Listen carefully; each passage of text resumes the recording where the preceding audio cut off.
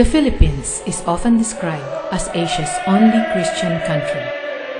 In this predominantly Catholic country, the southern island of Mindanao stands out because of the diversity of its population.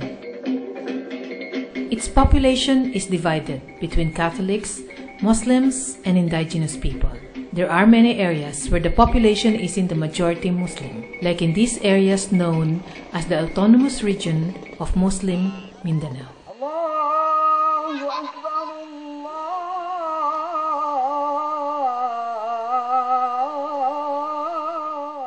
About an hour's drive through the bumpy roads up the hills from Cotabato City is Upi, a town known as a tri-people community because its population is divided among Muslims, Indigenous Tedurai, and Christian settlers. Upi is known as a tri-people municipality.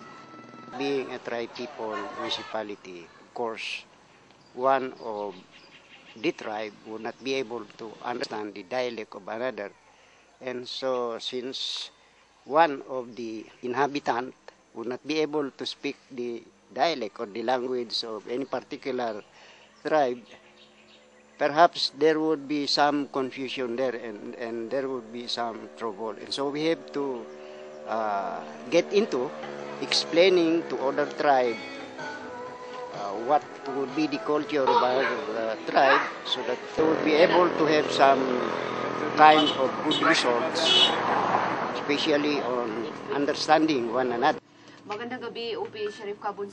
A community radio station was established here to create this cross-cultural communication via the airwaves. It was jointly launched in February 2004 by the local government unit of UPI in Maguindanao and the Notre Dame Foundation, with funding support from the local government support program of the Canadian International Development Agency, or CIDA. Sometime in 2004, we were able to establish DXUP or Radio UPI, which is an FM radio station.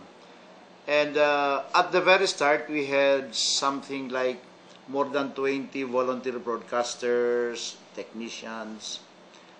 At the start, personally, as a mayor, I thought the radio station will not last that long because when you have people just volunteering without much, remunerations. To my surprise, however, and I still have the same broadcasters in 2004 who are working on that radio station on a voluntary basis. Hindi po kami yung may-ari ng program. We are volunteers. We don't have any funding from other people. We do our best to raise the popularity of this program. Local government unit donate money for the radio station, but all volunteers help each other to do the scripts and the program. Of course, sa naturang programa. The station has a skeleton staff of about 6, which includes a station manager, program manager, an anchor, and technical staff. Most programs are done by volunteers. 2008. Ako po ang inyong lingkod, JC Hope D. Carino, at kasama... We have 14 staff and most of them are volunteers. So, because we have now established the feeling of ownership in the radio station. The mayor doesn't own the radio station. The local government doesn't own solely the radio station. It is owned by the people of this town. Since 2004, when I was second year college, community UP asked some students from our school to be part of the training of this community radio, and then that's how I started as a broadcaster as part of the DXUP-FM. I love broadcasting. I love sharing my thought to others, and I want to inspire people. That's why I volunteer as a broadcaster of the community radio. And it's good for the feelings to be part of the community, to be part of its development. Radio DXUP-FM was set up along with other 11 radio stations across Mindanao under a program called Gen Peace Community Radio. Gen Peace stands for Gender and Peace. It has given the women the chance to be part of the radio station for their empowerment. The radio station is part of the Gen Peace program to share the need for the women for a good life, meaning they don't just stay in their homes. they should also have their own livelihood through different programs of the radio station. Just like we have a program for the Muslim, we called it the Swara Talaingit, which is focusing on their culture and tradition program. So people will understand how these Moro people live, how is their culture, and how is their tradition. And also with the Christians, we have also this program. We have also programs for the indigenous people, for the cultural and tradition program. So people will also know and understand how these people live, how they live their culture, and how they live their tradition. So the program of the IPs, we called it the Kada Tadatan, which focuses on the tradition. So by that way, as we go along with our program, because our main objective is to build peace, and later on development will come.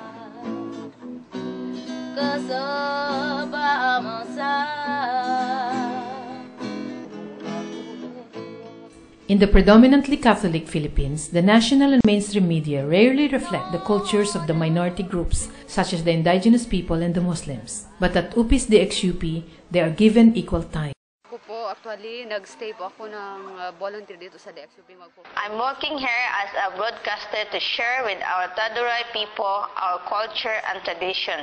They didn't know what is Tedurai culture before, so we had to share with them our Tedurai culture. Because of our program, now Tedurai people know more about our costume and tradition. Mga kaugalian namin ng mga Tedurai. Why these people are very yari when Ramadan is fast approaching? That is accordance with Islam or accordance with the custom and tradition of the Bangsamoro people? Kapag kadzagipata, binagkamulahadan, kabasa na rabo, ka-observation team, ka mga gani Ramadan. Tungkol naman dyan, ma'am, actually, kay ito ay past communication. Because of radio station, people have good attitude. People learn more, and our municipality gets improved. Because before, most of them didn't know about Islam. Now they understand each other. Marami na sa yun di marunong. Yes. Every time there is a wedding, if you are a royal blood or any Bangsamoro, this will not be eliminated. And sometimes the Western writer say this is a warrior dance. We are giving information about the culture and tradition of its tribes in the community so that they will be well informed, and in that way, if they will already know what are the different costumes or different culture of each tribe, they will respect it because they already know it. So in that way, if you are giving respect to the community, to the people of the community, then there is peace.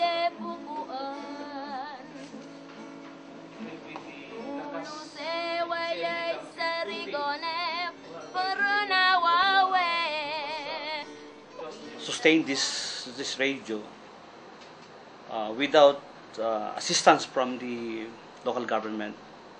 But at this point, I have to accept that how many percent, maybe 80%, we are still dependent with the local government unit. What we are thinking is in the future that maybe we'll be out. We have a change of leadership, and the station is there, and you know, as what I have said, that maybe there are some issues facing, or there are some controversy facing the local government unit. It's a problem for the media because you know they are still dependent with the LGU. Sometimes we cannot avoid some opinions from the different sectors that the XUP is the mouthpiece of the LGU, but actually it's not. All we do is we provide the funds. It's managed by the radio station manager, and policies are being made by the Community Media Education Council, which is chaired by the Vice Mayor. When we started looking into the role of the radio station and how it helped us in terms of governance, basically we realized that the radio station helped us basically in good governance within the municipality. You know, I had a program on the radio, Paringmon, and the vice mayor and some other officials of the local government have also their program, Usaping Bayan ng UP. In other words, this is a program that talks about the concerns, problems of the local government. And you see, during our programs, people from within the municipality can ask questions through their cell phones, text, they call us, and we are able to answer them directly right on the radio station, right during our program. Facts, no? At saka yung issues ng This is the all-women volunteer news team at DXUP. They come here every morning at 6 to start the day's news beat. Before going out to collect the news, they have a consultation with the station's program manager, Mr. Ali Anso.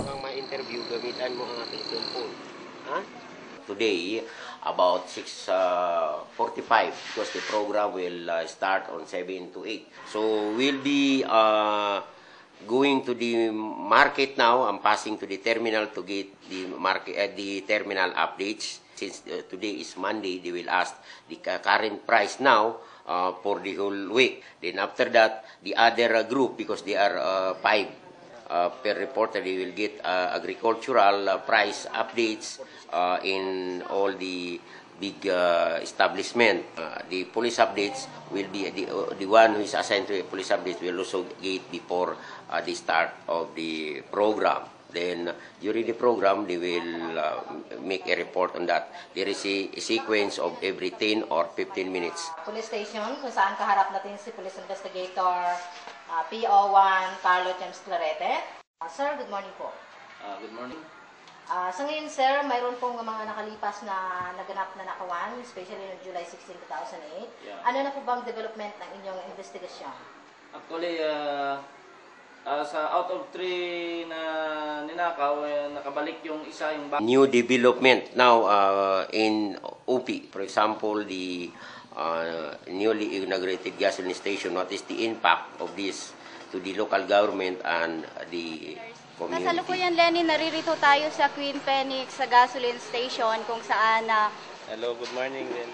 Okay. So, sir, last week lang po ay tumaas ng 3 pesos yung per liter ng diesel. And then kahapon ay nagkaroon po ng rollback. So, nag-rollback din po ba kayo? Siyempre, nag-rollback kami ng 150 kasi nationwide na. And likewise, we have a pending. The transport group have requested for increase of fare, which is it is now in the hands of the Honorable Mayor. Hindi ko na lang pagpagditon, kaya ang pamangkuton na namon, may permit rates na, kapong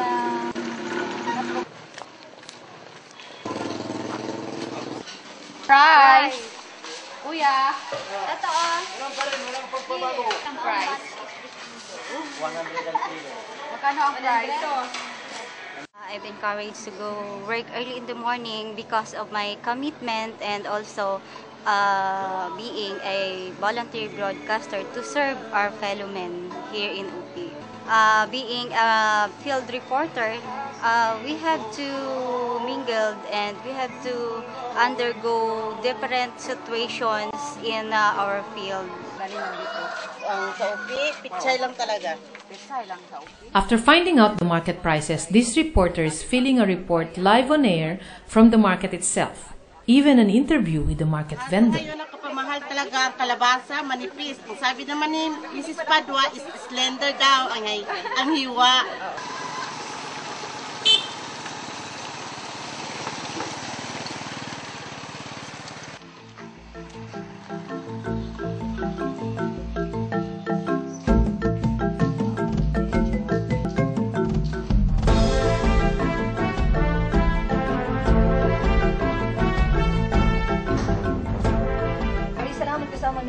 Lagi Bilwan para sa ating hospital update. Alamin naman po natin. Maraming salamat kasamang Lenny at magandang umaga din ang pagbati natin sa staff ng Dato-Dati Sinswat District Hospital sa kasalukuyan.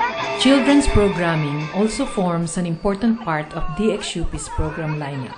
These children come in every Saturday afternoon for their live-to-air broadcast. Children's program had started 2 years ago.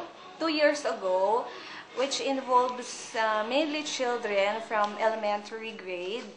And we had just 3 children broadcasters before, and then they expanded into many. We had reached a number of 30 children on the first year of the program. We teach them on how to speak over the microphone. We even teach them how to make a news. Before they broadcast or before they have their live program, we see to it that they practice their piece. Just like if they will deliver a poem, they will practice it first. Magandang hapon po sa inyong lahat. Nandito na naman po ang inyong programang Munting Tinig ng mga Pastig na dito nyo lamang mapapakinggan sa DXUP-FM 105.5 FM. Atin ito. Ako po si Bay Micaela Muhaymin P. Siriswat kasama ang aking friend na si Rachel Intali po. Good afternoon sa inyo mga friend at syempre sa mga kids at mga nanay na sayang, ginising pa ninyo ako agad. Ang ulang na sina Mr. and Mrs. Romeo Casimina at ang aking mga kapatid na sina Denmark Dexter. Ang ibig sabihin ng peace. The real meaning of peace is we don't fight and argue, so our place is peaceful. Ang pamayanan at ang lugar para po